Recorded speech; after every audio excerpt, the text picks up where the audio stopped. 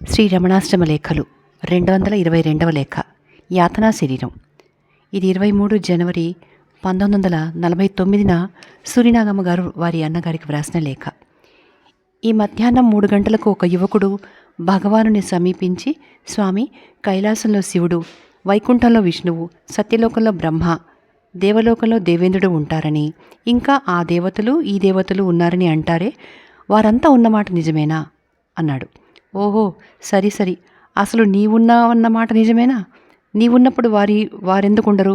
నీవుంటే వారు ఉంటారు, నీవు లేకుంటే వారు లేరు అన్నారు భగవాన్. పితృదేవతలనే వారు కొందరు పితృలోకంలో ఉంటారని, శ్రాద్ధకర్మలు చేయకుంటే శిక్షిస్తారని అంటారు కదా, అసలు వారు వేరే ఉంటారా అన్నాడు ఆ యువకుడు. అదేనయ్యా నేను చేస్తున్నాను, నేను చూస్తున్నాను అనే తలంపు ఉన్నంతకాలం అన్నీ ఉన్నవే, అది పోతే ఏమీ లేదు అన్నారు భగవాన్. మరి దయ్యాలో అన్నాడు అతను. అవి అంతే, దేవతలున్నప్పుడు దయ్యాలు ఎందుకుండవు? నీవుంటే అన్నీ ఉంటాయి, నీవు లేకుంటే ఏవీ లేవు. నిన్ను నీవు పరీక్షించుకుంటే అన్నీ నీలోనే ఉంటవి, అప్పుడు ఈ సందేహాలకు తావుండదు అని సెలవిచ్చారు భగవాన్. ఇదే విధంగా ఆ మధ్య ఒకరు యమలోకాన్ని గురించి భగవానుని ఇలా అడిగారు.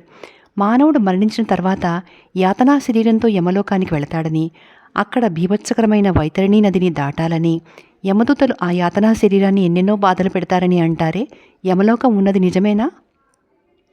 భగవాన్ నవ్వుతూ, ఆహా, స్వర్గలోకం ఉన్నది నిజమైతే యమలోకం ఉన్నది నిజమే. ఏదైనా నీవుంటేనే కదా అన్నీ ఉండేది, నీవు లేకుంటే ఏదీ లేదు. నీవున్నమాట నిజమేనా? ముందది చెప్పు, ఆ తర్వాత యమలోకాన్ని గురించి యోచిద్దాం అన్నారు. అదుగో భగవాన్ బ్రహ్మాస్త్రం ప్రయోగిస్తున్నారు, ఇంకేం మాట్లాడేది అన్నాడా భక్తుడు. సరేనయ్యా, ప్రయోగించును, ఏమడగాలో అడుగు అన్నారు భగవాన్. కాదు భగవాన్, అసలు యాతనా శరీరం అంటే ఏమిటి అన్నాడా భక్తుడు. ఏమిటా? మనం నిద్రపోతున్నప్పుడు ఈ శరీరం కదలక మెదలక పడి ఉంటుంది, ఎన్నో కలలు కంటాం. ఆ కళల్లో ఒకప్పుడు సుఖం, ఒకప్పుడు కష్టం అనుభవిస్తాం. శరీరం నిద్రపోతున్నప్పుడు ఇదంతా అనుభవించేదేది? మనస్సనే చెప్పాలి. దానినే, ఆ మనసునే సూక్ష్మ శరీరమని, యాతనా శరీరమని అంటారు. మరణం అంటే శరీరమే కదా మరణించేది అన్నారు భగవాన్. అయితే యాతనా శరీరం అంటే మనస్సుకే చెప్పారన్నమాట అన్నాడా భక్తుడు. మరి మనస్సు కన్నా యాతన పెట్టే శరీరం వేరే ఎక్కడుంది అంటూ మౌనం వహించారు భగవాన్. ఇట్లు సోదరి. 223వ లేఖ మాతృసేవ. ఇది 14 ఫిబ్రవరి 1949న వ్రాసిన లేఖ. ప్రస్తుతం శ్రీ మాతృభూతేశ్వరాలయ కుంభాభిషేక ప్రయత్నాలు జరుగుతున్నాయి. అందువల్ల భగవాన్ సన్నిధిలో అమ్మ అళగమ్మను గురించిన ప్రసంగాలు తరచుగా వస్తూ ఉన్నాయి. ఈ ఉదయం ఒక భక్తుడు గంగ చెంబులు పంపాడని, ఇంకొకరు చిన్న కమండలు పంపారని ఆఫీస్ వారు తెచ్చి భగవాన్కు చూపి తీసుకుని వెళ్లారు. వెంటనే శ్రీవారికి ఏదో సమాచారం స్ఫురణకు వచ్చి మా వైపు తిరిగి ఈ విధంగా సెలవిచ్చారు. నేను విరూపాక్ష గుహలో ఉండగానే అమ్మ వచ్చింది కదా, వేసంగిలో అక్కడ నీటి వసతి తక్కువగా ఉండేది, అందువల్ల ఆమెకు ఇబ్బందిగా ఉంటూ వచ్చింది. మేమంతా స్కందాశ్రమం వద్ద జలధారకు వెళ్ళి స్నానం చేసేవాళ్ళం. ఆమె పెద్దదాయే, రాలేకపోయేది. అప్పుడు మా వద్ద పెద్దవి 2 కమండలాలు ఉండేవి. ఒకటి మేమే తయారు చేసాం, ఇంకోటి ఎవరో ఇలాగే ఇచ్చి వెళ్ళారు. వాటిలో దాదాపు ఒక్కొక్క చిన్న కడివెడు నీళ్లు పట్టేవి. నేనా రెండు చేతులతో పట్టుకుని స్కందాశ్రమం నుండి నీళ్లు తెచ్చేవాడిని. ఆమె చిన్న బట్ట కట్టుకుని కూర్చుంటే అభిషేకం చేసినట్లుగా ఆ నీళ్లు తల మీద కుమ్మరించేవాడిని. స్నానం అయిపోయేది. వంట లేనిలేదు కదా, బట్ట ఎవరో ఒకరు ఉతికి తెచ్చేవాళ్ళు, సరిపోయేది. ఆ కమండలాలతో ఒక్కసారి నీళ్లు తెస్తే ఆమె పని తీరిపోయేదన్నమాట. ఆ కమండలాలు అంత పెద్దవన్నమాట అన్నా నేను.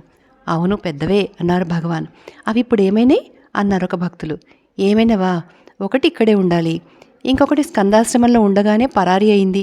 ఏమంటే వల్లిమల మురుగర్ ఉన్నారే, వారు విరూపాక్ష గుహలో ఉండగానే మా వద్దకు అప్పుడప్పుడు వస్తూ ఉండేవారు. మా నివాసం స్కందాశ్రమానికి మార్చిన తర్వాత వారు మళ్ళీ వచ్చారు. వారిది పెద్ద గొంతుక, కబుర్లంటే మహాప్రియం, ఎప్పుడూ అమ్మతో కబుర్లాడుతూ ఉండేవారు. వారికి ఆ కమండలాల మీద కన్ను పడ్డది. పెరుమాళ్ల స్వామి మొదలైన వారిని ఎవరిని అడిగినా లాభం లేదని అమ్మని ఆశ్రయించారు. ఆమె అల్పసంతోషి, నీ అంతవారు లేదంటే పొంగిపోయి ఏదంటే అదే ఇచ్చేసేది. వారది బాగా కనిపెట్టారు. అమ్మ, నీవు రత్నగర్భవు, నీ అంతవారు లేరు, నీ కొడుకు అంతవాడు ఇంతవాడు అది ఇది అని ముందు స్తోత్రం చేసి ఒక కమండలం నాకిస్తే కాశీ నుండి గంగ తెచ్చి నీకు అభిషేకం చేస్తానమ్మా అని అడిగేసరికి ఆమె పొంగిపోయి ఒక కమండలం ఇచ్చేసింది. వారు అప్పట్లో గంగ తేలేకపోయారు, కానీ ఈ మధ్య అంటే దాదాపు 12 ఏళ్లకు ముందు ఆ కమండలంతోనే గంగ తెచ్చి అమ్మ సమాధి మీద ఉన్న లింగానికి అభిషేకం చేసి అన్నమాట తీర్చుకున్నారు. అమ్మకు అప్పుడే గంగాభిషేకం అయింది. ఇంకా ఎందరో చెంబులతో గంగ తెచ్చి ఇచ్చారు, కానీ వారు మాత్రం అంత పెద్ద కమండలంతోనూ నిండుగా తెచ్చారు. ఇప్పుడు వచ్చిన ఈ కమండలాలన్నీ చాలా చిన్నవి అని సెలవిచ్చారు భగవాన్. ఇట్లా సోదరి. 224 వ్యాఘ్రాజినం. ఇది 15 ఫిబ్రవరి 1949 వ్రాసిన లేఖ. నిన్న భగవాన్ కమండలాల విషయం చెప్పి ముగించిన తర్వాత ఒక భక్తుడు భగవానుని చూచి, పూర్వం ఒకసారి ఎవరో భగవాన్ కూర్చున్న వ్యాఘ్ర చర్మం కావాలని అడిగి తీసుకుని వెళుతుంటే ఇక్కడి వారు చూచి అటకాయించారట కదా అన్నారు. భగవాన్ చిరునవ్వుతో, అవును, ఇక్కడికి వచ్చిన తర్వాతనే 1924 ఆ ప్రాంతంలో అనుకుంటాను ఎవరో ఒక సాధువు కొత్తగా వచ్చారు. అప్పుడు నేను ఆ వ్యాఘ్ర చర్మం మీద కూర్చుని ఉన్నాను. వారి కన్ను దాని మీద పడ్డది. వేరెవరూ లేని సమయం చూచి, స్వామి, నాకిది కావాలి, దయచేయండి అన్నారు. ఇచ్చేందుకు నాకేమీ అభ్యంతరం లేదు, కానీ వారెవరైనా చూస్తే ఊరుకోరేమో అన్నాను. ఇప్పుడెవరు లేరు స్వామి, ఇవ్వండి అన్నారు. సరే, మీ ఇష్టం, నేను లేస్తాను, తీసుకోండి. కానీ వారెవరైనా చూచి అటకాయిస్తే నా పూచి లేదు అని లేచాను. వారు ఆ వ్యాఘ్రాజనం చుట్టి కట్టుకుని బయటకు వెళ్ళేసరికి దండపాణి స్వామి ఎదురై, హట్, భగవాన్ కూర్చునేది ఇది, తీసుకుని పోకూడదు అని అటకాయించాడు. స్వామిని అడిగే తెచ్చుకున్నానంటారు వారు. స్వామి కూర్చునుంటే అడగవచ్చునా, తీసుకొని పోవచ్చునా? వీలేదంటారు వీళ్ళు. ఉభయులు వాదించుకుంటూ నా వద్దకు వచ్చి, స్వామి, ఇదేమిటి చూడండి ఇతను అన్నారు. వారు కావాలని తొందర చేస్తే ఇచ్చాను, నేనేం చేసేది అని దండపాణి స్వామికి, ఎవరన్నా చూస్తే ఊరుకోరేమోనని ముందే చెప్పాను కదండి అని కొత్తవారికి చెప్పి, మీ పాటు వారి పాటు మీరు చూసుకోండి అన్నాను. దండపాణి స్వామి, భగవాన్ కూర్చునుండగా మీరు లేచి ఇది నాకు ఇవ్వండి అని అడుగుతావా అని జగడం పెట్టి తీసుకున్నారు, కానీ వారికి ఇవ్వనే లేదు అని చెప్పారు. అందరికీ నవ్వొచ్చింది. ఒక భక్తుడు అందుకుని, భగవాన్ వారికి వీరికి తమాషాగా బదులు చెప్పారే అన్నాడు. మరేం చేసేది, ఆ చర్మం ఎవరో తెచ్చి స్వామి దీని మీద కూర్చోవాలన్నారు. కూర్చున్నాను. వీరెవరో వచ్చి కావాలి లేలెమ్మన్నారు. లేచాను. మనదేం పోయింది? దండపాణి స్వామి తీసుకుని పోరాదని అటకాయించారు. వారప్పుడు అధికారి. వారి పాటు వారు చూసుకుంటారు, మనకేమి అన్నారు భగవాన్. భగవాన్కు కర్తృత్వమే లేదన్నమాట అన్నాడా భక్తుడు. అవునండి, మనకు హక్కు లేదు, చిక్కు లేదు అని సెలవిచ్చారు భగవాన్. ఇట్లు సోదరి.